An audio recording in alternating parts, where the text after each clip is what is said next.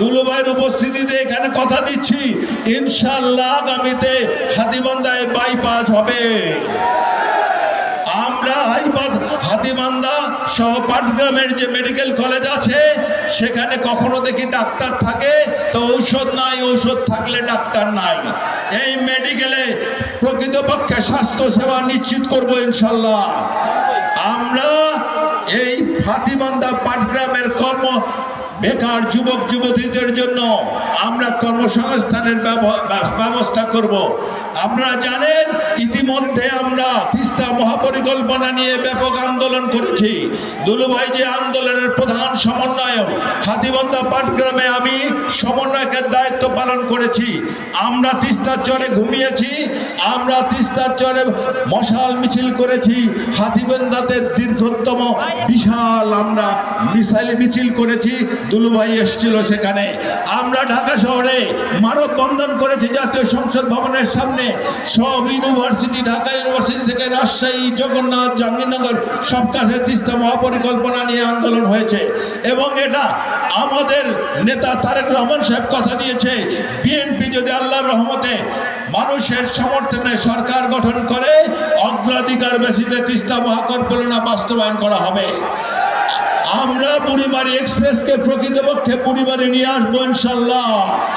আমাদের এটা প্রাণের দাবি। আমরা দুলুভাইয়ের উপস্থিতিতে বলতে চাই, ভাইকে দাবি রাখতে চাই যে সাপের মতো আঁকা বাঁকা রাস্তাটা লালমনিরহাট থেকে বুড়িমারি পর্যন্ত এই রাস্তা উনি সমান ওই রাস্তা উনি সোজা করবে কিনা আজকে এখানে ওনাকে কথা দিয়ে যেতে হবে ইনশাল্লাহ। আপনারা বলেন ইনশাল্লাহ আগামীতে বিএনপি সরকার গঠন করবে। বাংলাদেশে যত জরিপ হয়েছে, বিদেশে যত জরিপ হয়েছে সবখানে রেজাল্ট এসেছে যে আগামীর প্রধানমন্ত্রী ইনশাল্লাহ তারেক রহমান। আর যদি তারেক রহমান সাহেব প্রধানমন্ত্রী হয় তাহলে কি আপনারা ইঞ্জিনের সঙ্গে বগি লাগাবেন কি লাগাবেন না বলেন আমাকে।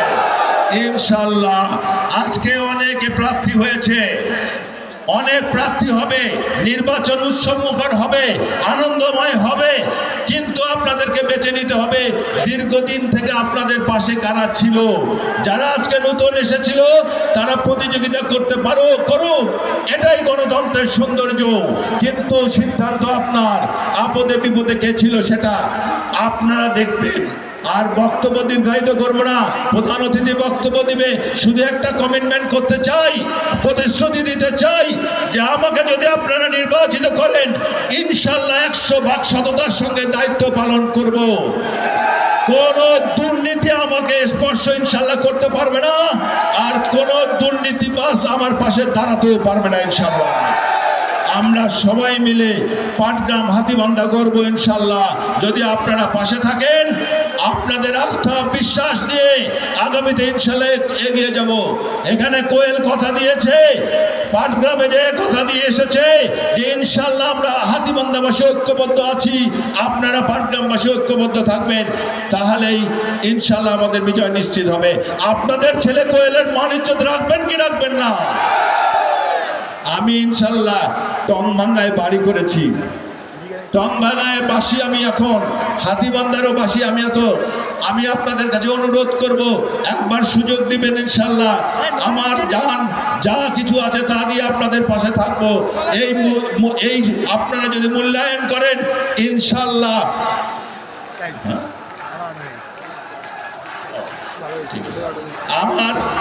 আমি বক্তব্য শেষ করছি, শুধু বলি আমার 3টা ছেলে মেয়ে, এই ছেলে মেয়েগুলো শুধু আপনাদেরকে একটু করে সালাম দেবে। আমার 1 মেয়ে 2 ছেলে, ওরা একটু করে সালাম দিয়ে চলে যাবে। সবাইকে আসসালামু আলাইকুম।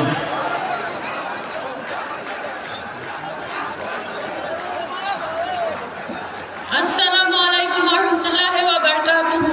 আমি ব্যারিস্টার হাসান রাজীব প্রধানের বড় মেয়ে। আমি আজকে এখানে দাঁড়িয়েছি শুধুমাত্র আমার বাবার জন্য একটু দোয়া চেতে আপনাদের কাছে।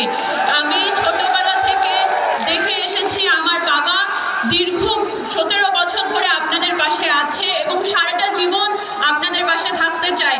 তার ছোটবেলা থেকে আমি দেখেছি বাবা কিভাবে আপনাদেরকে নিয়ে চিন্তা করেছে, আপনাদের পাশে থাকার ইচ্ছা আছে। আমার প্রথম ভোট আমি আমার বাবাকে দিতে চাই। ছোট ভাই বোনদেরকে বলবো আপনাদের প্রথম ভোটটা আপনি আমার বাবাকে দিবেন। আসসালামু আলাইকুম রহমতুল্লাহি বারাকাতু। আপনারা সবাই ভালো আছেন? আমি ব্যারিস্টার হাসান রাজীব প্রধানের ছোট ছেলে মোহাম্মদ হাসান জারান প্রধান। আমাদের জন্য দোয়া করবেন। আর আমি একটা ছোট্ট কথা বলতে চাই। দেখা যায় আমাদের পারিবারিক আমরা যখন গল্প গুজব করি তখনও বাবা আপনাদের বিষয়ে বলে যে ইনশাল্লাহ আপনারা যদি সুযোগ দেন তাহলে বাবা আপনাদের জন্য কি করবে। তা সে যখন আপনাদের কথা মনে করে পরিবারের সঙ্গে কথা বলার সময়, তাহলে কি আপনারাও ওনার পরিবার না? তা পরিবারের মানুষকে কি সুযোগ দিতে হবে নাকি না? তাহলে আমার সঙ্গে বলেন 12 তারিখের মার্কা কি? আরো জোরে বলেন, শুনতে পারি না। ধন্যবাদ। আসসালামু আলাইকুম রহমতুল্লাহি বারাকাতুহু। সময় নাই, আমি এবার বক্তব্য শেষ করেছি। আমার ছেলে মেয়েদের কথা শুনেছেন। ইনশাল্লাহ রাজনীতি আমার কোনো পেশা না, শুধু বলবো রাজনীতি থেকে যা অর্জন করব সেটা নিয়ে যেন আল্লাহ তাআলা আমাকে পরকালে পার করায়। দোয়া রাখবেন, ভালো থাকবেন, সুস্থ থাকবেন।